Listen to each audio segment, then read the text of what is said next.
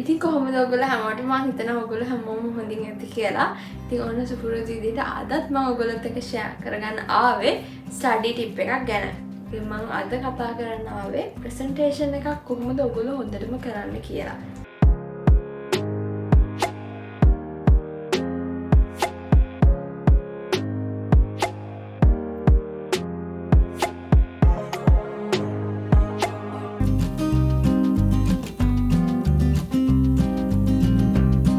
අද ෂෙයා කරන study tip එක මුගක් වැදගත් වෙන. ඇත්තටම වැදගත් වෙන්නේ කැම්පස් යන අයට. නංගිල මල්ලියා වෙන්න පුළුවන්, මගේ වයස වෙන්න පුළුවන්, මට වඩා වැඩි මාත් වෙන්න පුළුවන්. මොන හරි ප්‍රසන්ටේෂන් එකක් කරනවා නම් කොහොමද මේ ප්‍රසන්ටේෂන් එක අපි හොඳටම කරන්නේ? කියන්නේ හොඳම මාක්ස් ගන්න පුළුවන් විදියට, උපරිම මාක්ස් ගන්න පුළුවන් විදියට කොහොමද කරන්නේ කියලා තමයි මම අද කතා කරන්න ආවේ. මොකද මේක කිව්වම ඔයගොල්ලෝ හිතේ මට පිස්සුද කියලා. කැම්පස් එකට ගියේ මුල් දවස්වල ෂුට් ප්‍රසන්ටේෂන් කරද්දී බයක් තිබ්බා. හැබැයි ඊට පස්සේ මම මාර ආසයි ප්‍රසන්ටේෂන් කරන්න, ප්‍රසන්ටේෂන් හදන්න. ප්‍රසන්ටේෂන් එකක් කියන්නේ මම දන්නවා මට මාක්ස් හොඳටම ස්කෝර් කරන්න පුළුවන් තැනක් කියලා. මොකද ඒ තරම්ම මම හරිම ආසයි. මොකද ඉස්කෝලේ යන කාලේ මට හරි උණක් තිබ්බා මේ පොත් එහෙම හදන්න දෙනවනේ මම මාර ආසයි. මම මේක හෙන්නට ලස්සනට හදලා ෆුල් මාක්ස් ගන්න තරමටම පොත හදලා ගිහලා ටීෂාන්තිමට අනිත් ළමයිට කියනවා මෙයාගේ පොත හොඳයි. ඒ තත්ත්වෙටම තිබ්බා. ඉතින් ප්‍රසන්ටේෂන් උත් කොහොමද මම මේ ස්ටෑන්ඩඩ් එක මේන්ටේන් කරන්න මට පුළුවන් වුණා. ඒ නිසාම VIVA වල මට මේ A+ දෙකක් තියෙනවා. අන්තිමට මගේ 3rd year exams වල VIVA exam එකට මට A+ දෙකක් තියෙනවා.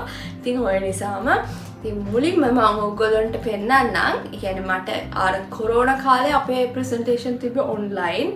එතකොට මගේ ප්‍රසන්ටේෂන් එක යන එකයි ඒකට කියන්නේ මගේ එක්සෑමිනර් මට දීපු ෆීඩ්බැක් එක කොහොමද කියන එකයි මම ඔයගොල්ලන්ට චූටි වීඩියෝ එකක් කරන. ඒ කියන්නේ මට ඒක පුළුවන් වුණා රෙකෝඩ් කරන ස්ක්‍රීන් රෙකෝඩින් දාන්න. ඒතකොට ඔයගොල්ලන්ට පුංචි අයිඩියා එකක් ගන්න පුළුවන් වෙයි.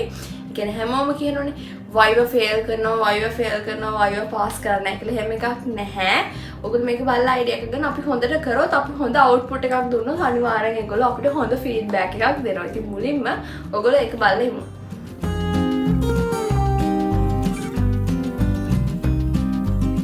Good afternoon, Mr. Nalin and Miss Hashara. I am KVJ Senaratna and this is my internship and skills development too.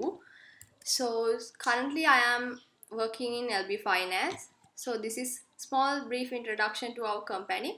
Currently we are having 173 branches and 7 branches in Myanmar. It is our subsidiary and major functions are those internal audit, finance, HR, etc. and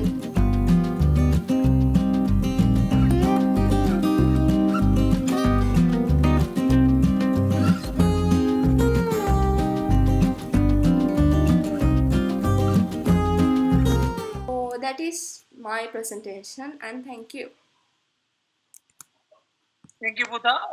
Really impressed the way you presented, and it's it's ideal for others also to look in how to do the presentations. Like you have master what you are doing, so that shows in the presentation preparation itself, and each and every thing contained in the presentation, you know what you are talking.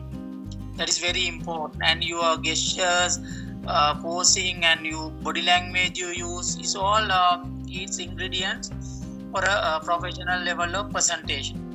So it's a good example for others also to learn from you.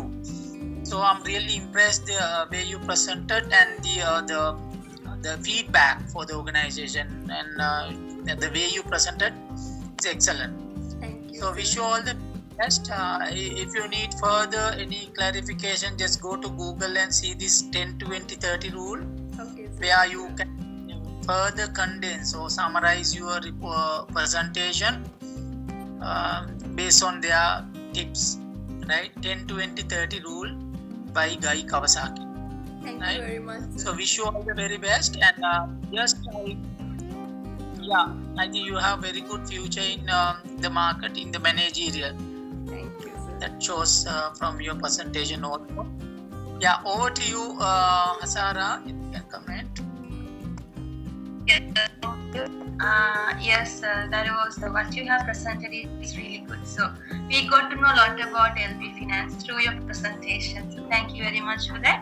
Thank you. the way you have presented and the slides, they were really attractive. We tend to read those things actually. Thank you for the presentation.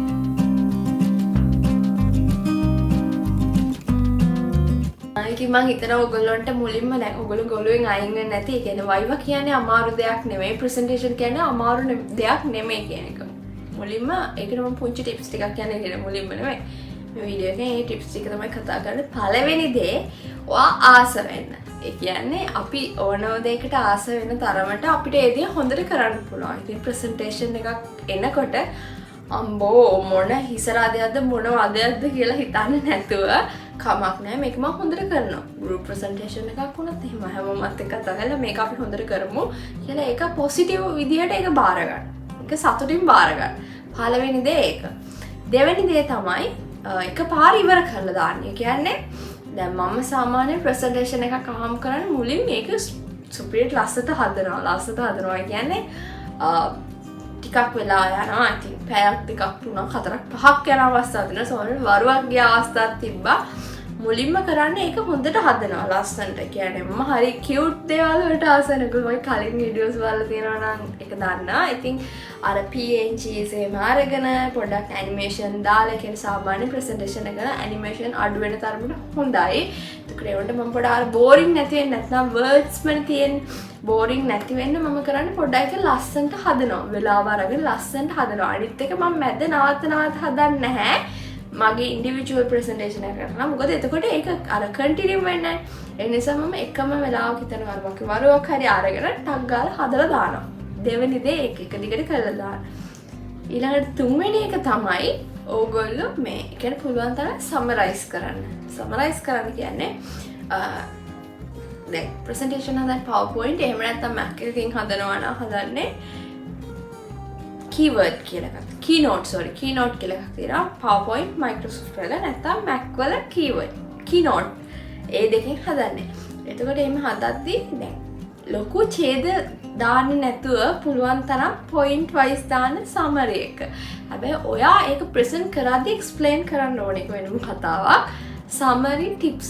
ඒ කියන්නේ පොඩි bullet form එකෙන් දාන්න පුංචි tips මොනවාද කියලා. ඒ ලොකු හැරි දාන්න යන්න එපා. මොකද එතකොට බලන එක්සැමිනර්ට ඒ කියන්නේ අර එකපාරම එයා බලන්නේ ඒක දිහානේ. එයාට අර ඇහැට අමාරු ලොකු දෙයක් තියව අපි වුණත් කියන්නේ හැබැයි bullet wise තිබ්බම ඒක පොඩ්ඩක් එයාට සතුටුයි. ඒක නිකන් happy. එයාට හොඳ impression එකක් යනවා. ඒ නිසා අනිවාර්යෙන් bullet wise දාන්න. හතරවෙනි tip එක තමයි ඔයා ප්‍රසන්ටේෂන් එක කරද්දී කියන්නේ ප්‍රසන්ටේෂන් එක හදද්දී ස්ලයිඩ්ස් පුළුවන් තරම් අඩු කරන්න. ඒ කියන්නේ හිතන්නකෝ විනාඩි 15ක් තියෙනවායි කියලා. ඒකට ඔයා හිතනවා ඔයාට ස්ලයිඩ්ස් 15කට මැක්සිමම් ඔයාට යන්න කියලා තියෙනවා. පුළුවන් හදන්න කියලා. ඔයා ඒක 10කට අඩු කරන්න.